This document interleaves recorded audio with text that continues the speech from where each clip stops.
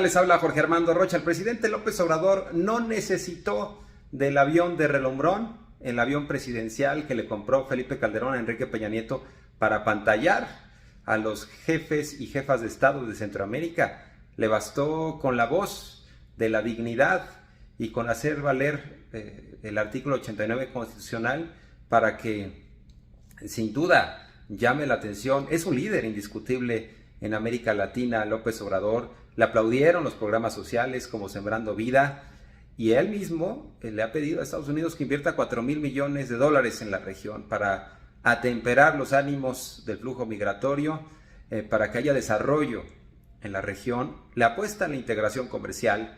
Entonces estamos ante un liderazgo a través de la inversión social, de los programas, sobre todo también de una visión integral de América.